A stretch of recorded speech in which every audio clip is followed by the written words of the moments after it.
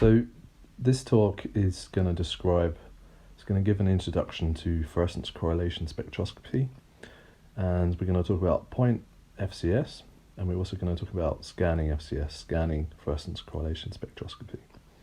I'm then going to go through some software that I developed in my previous group to perform scanning FCS in an efficient way, and then I'm going to talk about some of the pitfalls and possibilities of this kind of analysis and some of the things that you need to watch out for, and then talk very briefly about the future of this software. So, fluorescence correlation spectroscopy, FCS. So, why would we want to apply FCS? Well, the most conventional usage is when we want to establish the diffusion rate of a molecule, either in a cell or in solution. Now, there are other more kind of obvious ways that you can do this if you can resolve single molecules, but often we are trying to establish the diffusion of a protein in a scene like this, where the effect is too subtle for us to, for example, measure diffusion as the movement of molecules, single molecules. So when we've got densely packed proteins and where the fluorescence is not punctuate or isolatable. But from this kind of data, what we want to do is establish a diffusion rate. And we obviously cannot do it visually. You can't by eye see the molecules and track them. But we can see from the fluctuation of a signal like this, we can actually determine the diffusion characteristics, and that's what fluorescence correlation spectroscopy is for.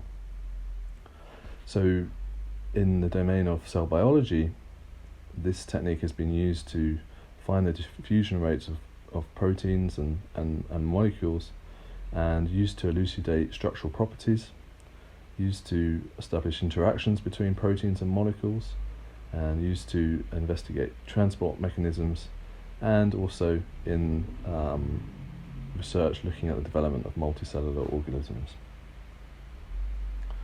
So fluorescence correlation spectroscopy has been around since the 1970s and has evolved several times with different technological advances which have allowed certain improvements. These days, FCS is most commonly applied using a confocal microscope with specialist detection hardware for single photon counting. This allows you to resolve temporal events at a very high rate. Stimulated emission depletion FCS has been successfully applied to dynamically reduce the detection volume that we use, and so allows you to probe effects, diffusion at different scales within a cell. We won't go into too much steady FCS today, but the technique represents the state of art of FCS at the moment. So FCS, how does it work? First I'm going to talk you through it, and then I'm going to show you visually. So as we've seen in our example, fluorescence intensity is measured at high temporal frequency in a location or locations of a sample. So I showed you a movie of a rectangular region, but FCS can be measured in a region such as that over time, or it can be in a single point over time, or in a line over time, as we'll see later. So we really are interested in the fluctuation of intensity. And when we make a measurement, this intensity in a spot or in a line fluctuates with time due to the flux of fluorescently tagged molecules moving in and out of the observation volume.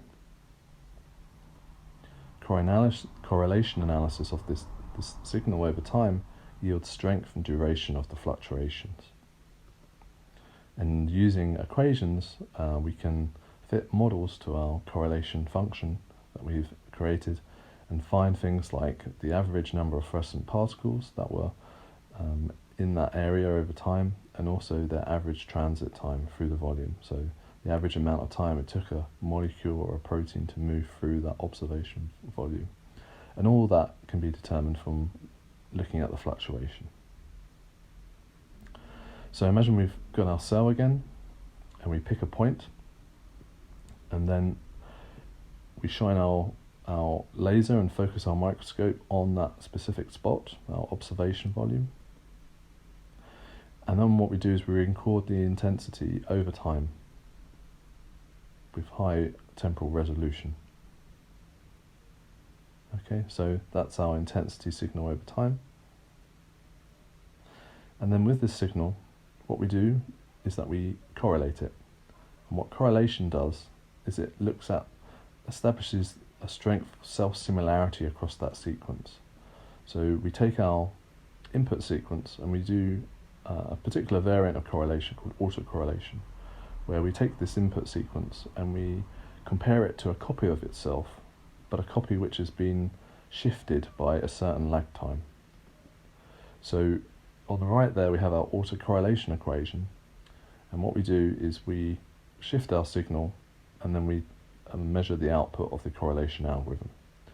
And you can see as we shift our signal in this graphical representation, the amplitude of the correlation starts more or less stably and then reduces in a characteristic way, which is known as a decay curve.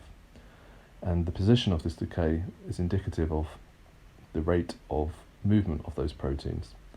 As if a protein is moving or a molecule is moving very quickly, the self-similarity that we see will decrease much more quickly. So the curve will be over to the left. So this representation here shows what you can determine visually from these decay curves. So as I mentioned, a fast moving species will push the curve over to the left. And this is because the intensities in the observation volume will undergo change very quickly. And so any kind of shift in the autocorrelation function will quickly produce a scene which has changed, and so the self-similarity decreases very quickly. Now if we were looking at very slow diffusing particles, then the frequency of the imaging would be such that nothing's really changed with subsequent images. But over time, because the proteins or molecules are diffusing out of the observation volume, then the profile of the intensity across time will change.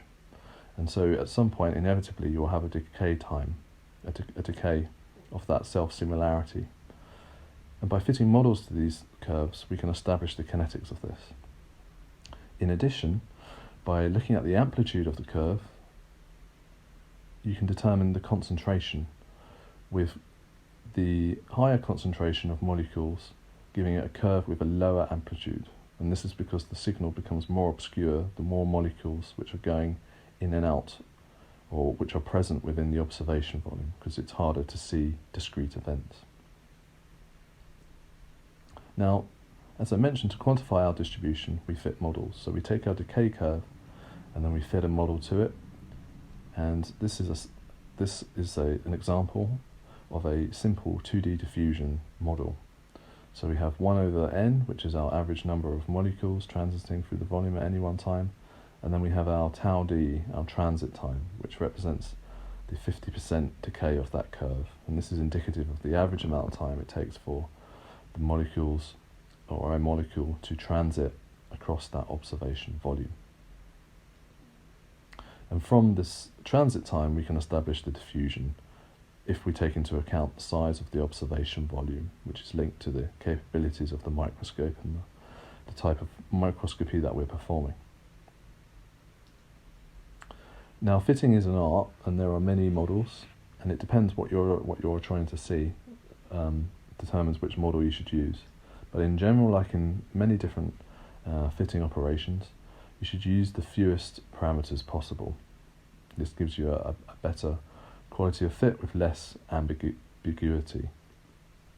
You should also check the residuals of your fit for systematic failures. If the noise of your residual, which represents the difference between your input data and your fitted model, if the residuals are randomly distributed, that's generally a good sign. If there's systematic errors in your residuals, it's indicative that your model wasn't the best fit. For help with sample preparation and acquisition and also fitting of models, then I refer you to this Nature Protocols paper, which goes as far as applying STED FCS, but is also very useful for conventional FCS. And also Focus Point software, which was written by myself, allows you to do the processing of the input data, the correlation, and the fitting of point FCS data. But in this talk, we're going to go on to talk about scanning FCS, which is a variant of FCS. So there are two main reasons why we would want to use scanning FCS for cellular studies. First, with point FCS, although it is a powerful technique, we only get a few measurements. As in, every acquisition represents one measurement, and it may take a long time to build up a corpus of data. However, with scanning measurements, by contrast, every time we perform it, we get a number of measurements, and this quickly allows us to build up statistics to look at distributions. And another reason that we use scanning FCS is to develop spatial information relating to a cellular environment or our structure of interest. So because we are scanning a line across our sample, then we can probe different parts of the sample near simultaneously and establish interesting, and through this can establish and discover interesting properties based on spatial comparison. So point FCS, Now, how does point FCS in one particular spot, but in scanning FCS, we scan a line across our sample and measure the intensity of fluorescence at high temporal frequency in those locations. So how does this work? Well, we scan our laser at a high repetition across our sample, like in the example here, and then we pull the intensities, we integrate the intensities at each location. Now, this happens at very high frequency, and we will do it for the whole course of the experiment. Now, when we come to save our data, we store each position independently. So the first position that the laser found itself in on each repetition will form one intensity time trace. The second position will form second, third, and we'll have an intensity time trace for every position that our laser was in. So this could be 32, 64, 128 positions, and for each one we'll get an intensity time trace. Now, this is excellent, but there are some challenges with doing experiments like this, and these challenges are apparent from the acquisition phase through the pre-processing and correlation, fitting and statistics. But generally speaking, when you plan an experiment like this, you want to make sure that you have the right experimental conditions before you do anything.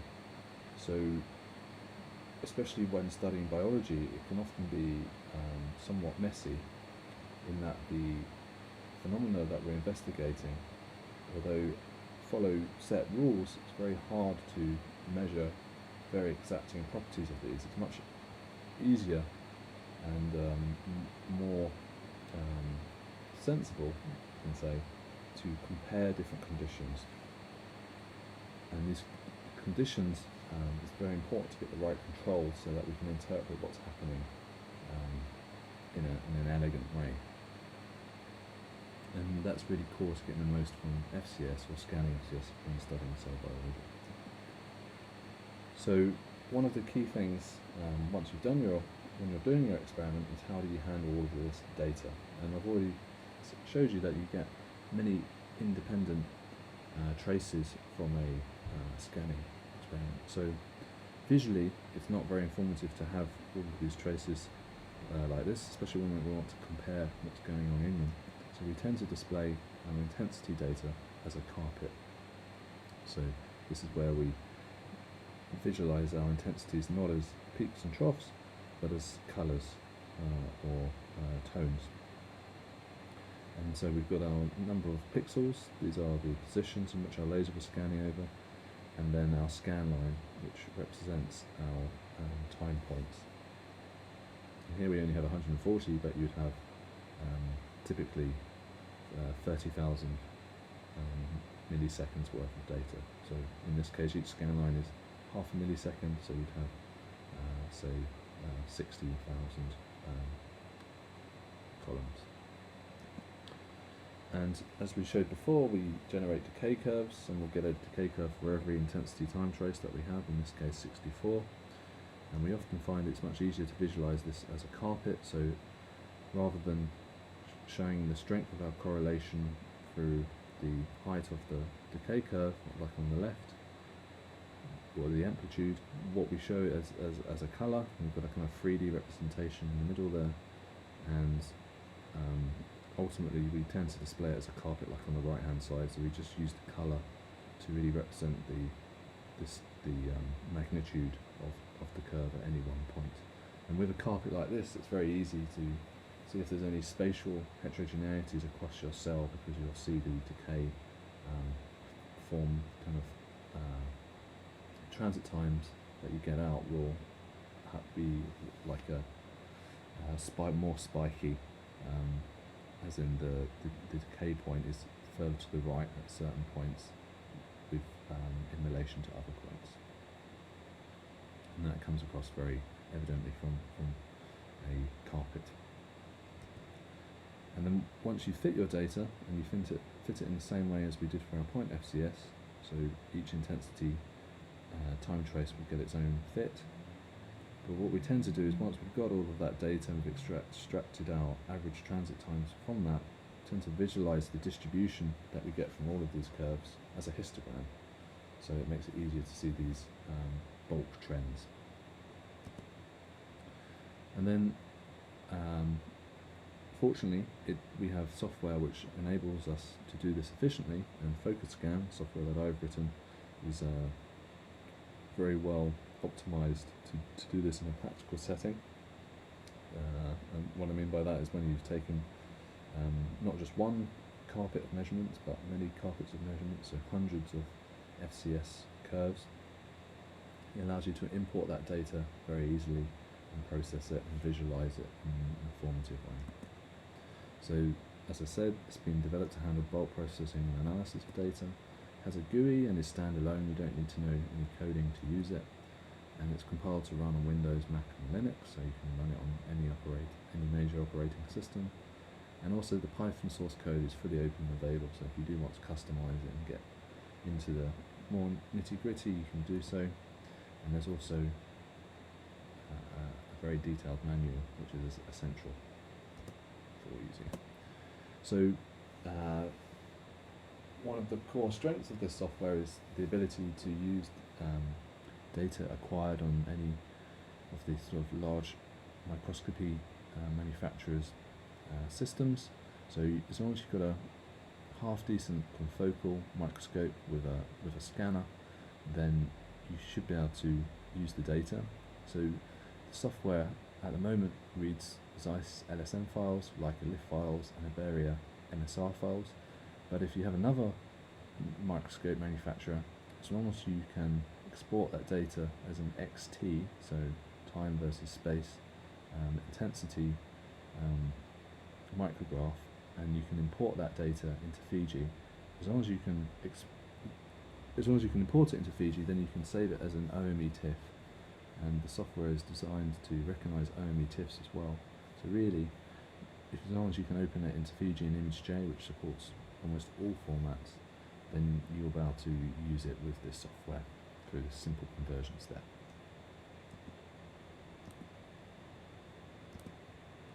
So the FocusScan software has a number of tools which help you process your data in a sensible way. So sometimes you may have detect problems early on where you want to separate your overall trace into smaller segments, and this is done through the cropping tool in FocusScan, which allows you to cut things up and visualize the different sections. And also in terms of pre-processing, FocusScan also has tools that allow you to compensate for photo bleaching. So photo bleaching will appear in an intensity time trace. The intensity time trace here, the normal one, is fine. But if you've got photo bleaching, then you'll see something like on the right hand side where you see a decay in your intensity time trace, which is indicative of molecules being photo bleached by the laser.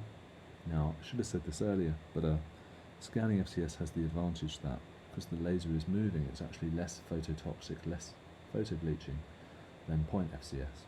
But photo bleaching can occur, especially if fluorescence is immobile within the scene. So this could be fluorescence from vesicles or something which are just under the surface of what you're studying or in an organelle, and they may photo bleach. Now this isn't good for your experiment necessarily, but it doesn't always mean that you have to throw away your experiment, because this immobile, relatively immobile fluorescence may not be what you're actually interested in. So if you can remove it, you can still study the remainder of the fluorescence there in terms of its fluctuation.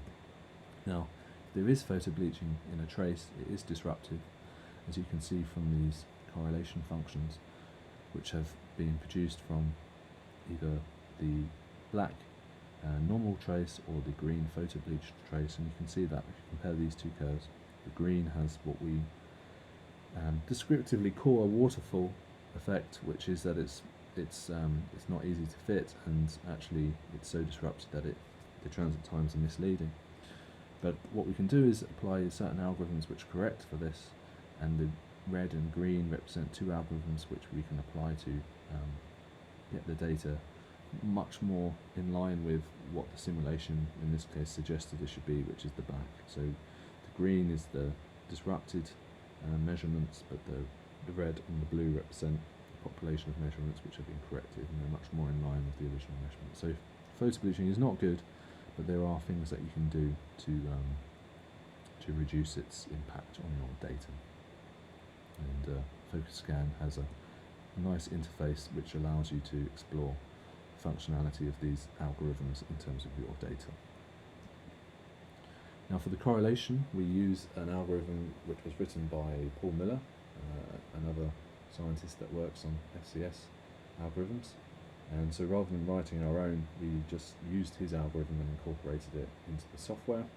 It's a collaborative act, and it is about as fast as you can get a conventional correlation algorithm. You could do faster now if you use GPUs and things like that, but it's based on an architecture that was originally implemented in hardware, and it does its job very efficiently, so we're very happy to use that.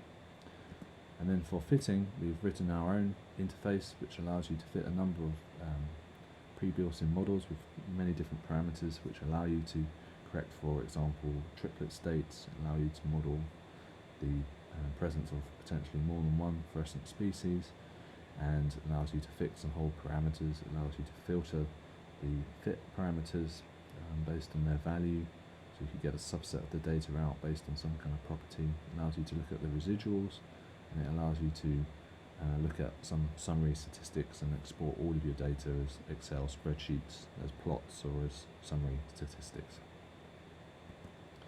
Now,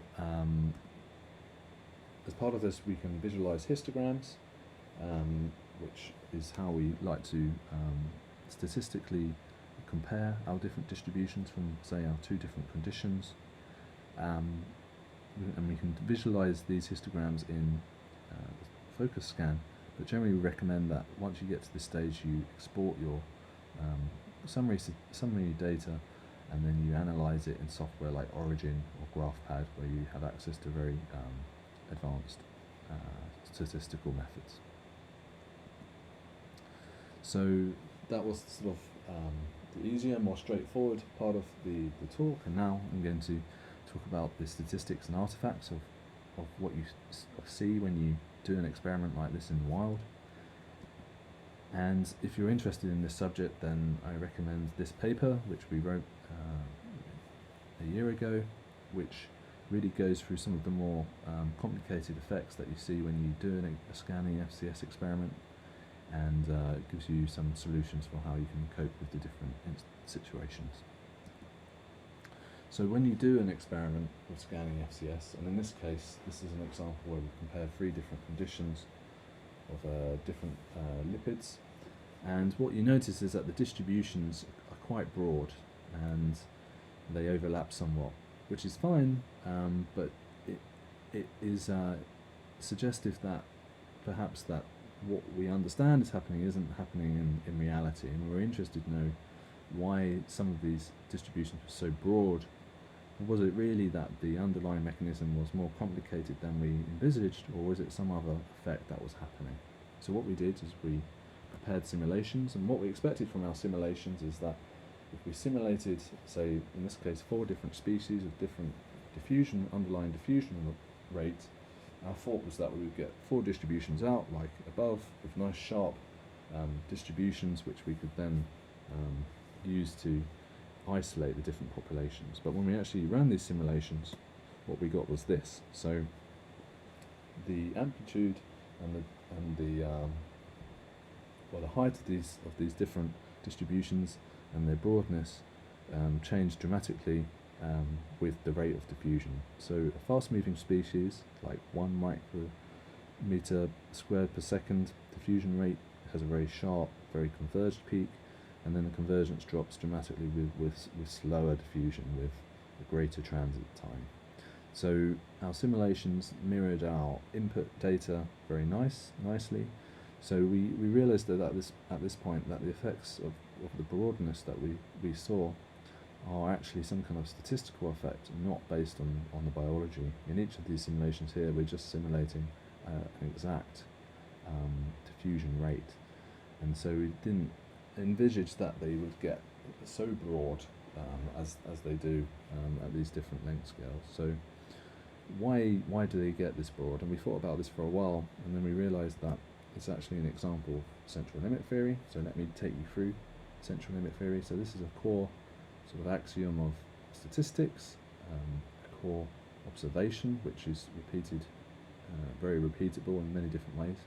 And what it says that if you have a distribution, such as on the left hand side, then if you're interested in finding the mean and the sigma of this distribution, then you can do so by taking, say, 100 random samples and then averaging those samples and plotting them. So you would do that, say, 50 times. You would take 100 random samples, take the average, plot it, and then repeat that process 50 times. So imagine you had a population of people in, for example, the UK, and you wanted to estimate the mean of the height of these individuals. You could take, say, 100 people, you could take the average, plot it, and then repeat this 50 times with another 100 randomly chosen people.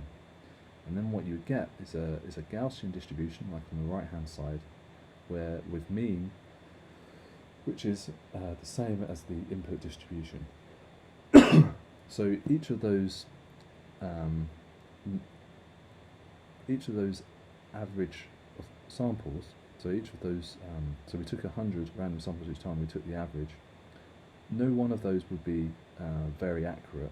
It would be a noisy approximation of the actual average of our input distribution. And this is because if you've got a population of, say, 65 million, and you just take 100 people, you may well just have randomly picked a number of very tall people, and so that your average of those tall people isn't really indicative of the whole population. But if you did this, say, 50 times, then you would generate a distribution whereby overall the mean would be much more in line of this distribution would be much more in line with the actual mean of the input distribution, because you may have taken tall people the first time, but the second time you might have had a more fair representation, or you might have had also a group of shorter people.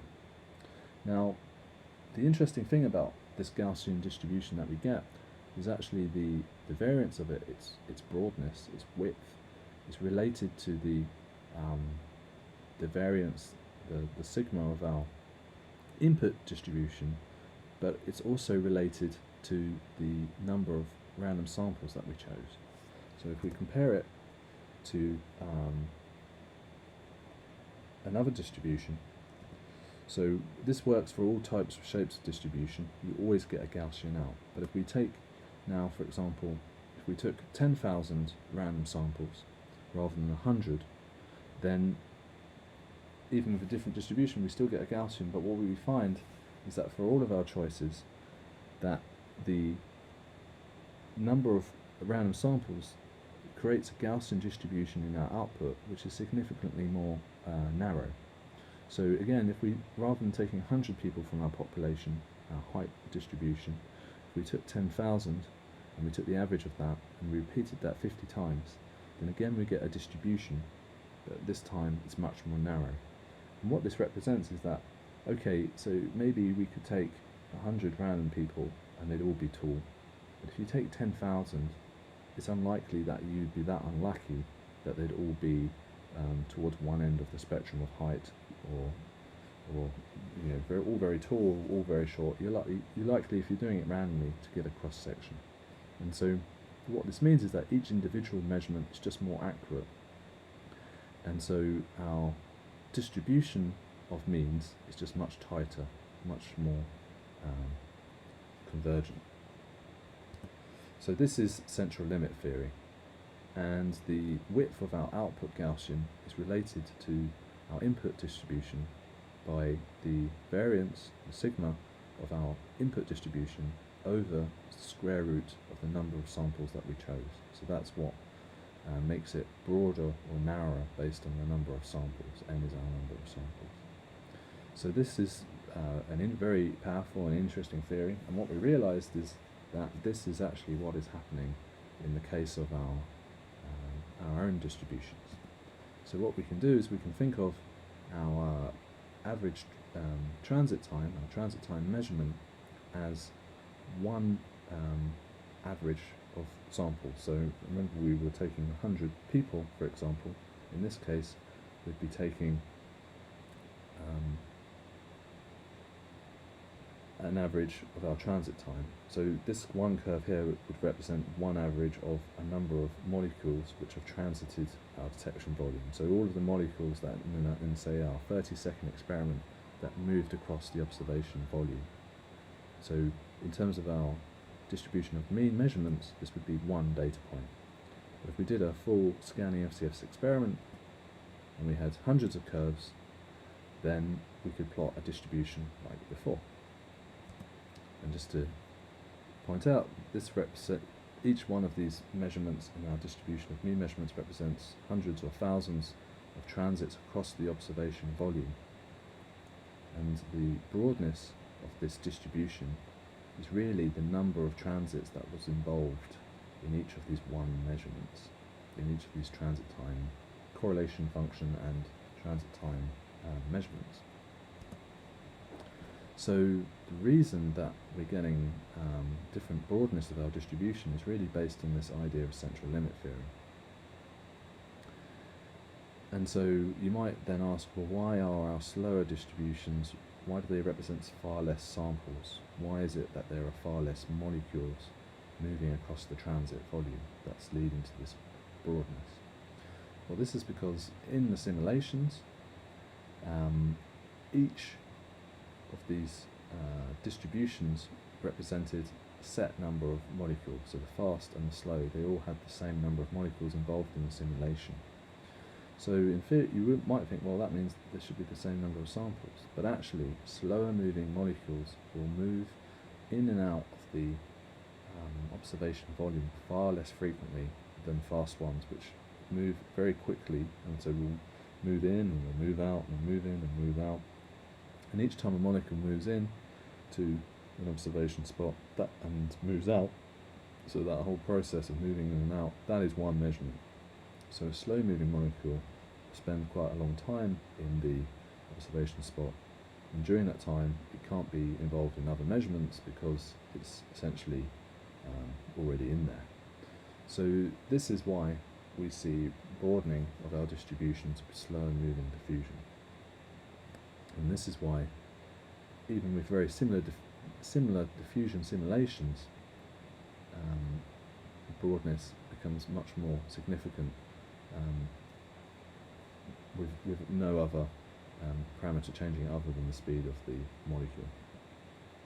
And so you can think of the number of measurements scaling down with the measured transit time. So a longer transit time represents slower diffusion.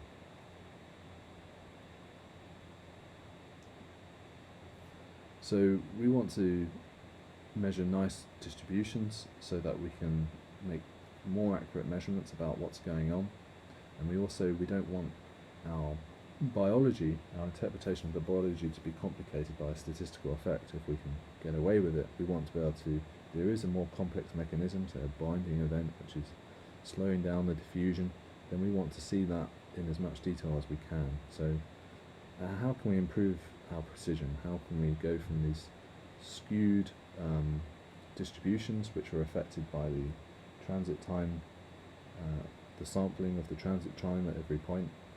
How can we go from this and try and distinguish more discrete populations? Well, one way of doing this, and the most obvious, is to increase the duration of the experiment. And this has been observed for a long time, that the longer you observe your intensity, the more accurate your output measurement, the quality of the fit of your correlation function is more accurate, and so you get a better idea of the actual diffusion rate. So this is great, but for very slow diffusion this could take many hours to acquire enough data. So are there other ways? Well, my colleague Falk Schneider observes, and included in the supplementary material of his paper, that if you actually increase the scan rate of your experiment, then you can also converge and improve the resolution of your distributions. So if you increase the repetition of your scanning FCS microscope, then you will get sharper peaks. And this is also a clear difference between point FCS and scanning FCS. With point FCS, because we park the laser in one point and we essentially acquire every photon, and we're less susceptible to this broadening. This is really an artifact of scanning FCS, but then with scanning FCS we're able to generate the statistics where we see this effect. So we just weren't so aware before with point FCS. But yes, increasing your scanner rate using what we would call a resonance scanner, which can go up to many thousands of hertz, then you're able to resolve sharper peaks in your output distributions.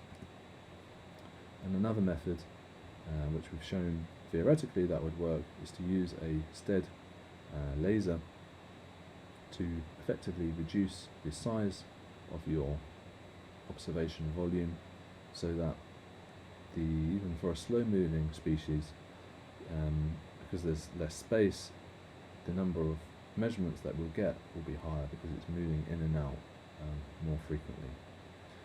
And so this can, in certain cases, increase the effective duration of your experiment by 10 times, or resolve your data by a large degree. But we should add that because you've got a smaller observation spot, you have to scan quicker to be able to resolve very fast diffusing species. So you have to be quite careful that you're not compromising the resolution in terms of faster transit times. It's a balance that you have to strike. So in summary, scanning FCS is a powerful technique with many applications. It can be performed at no additional cost on any confocal system with a decent scanner and detector.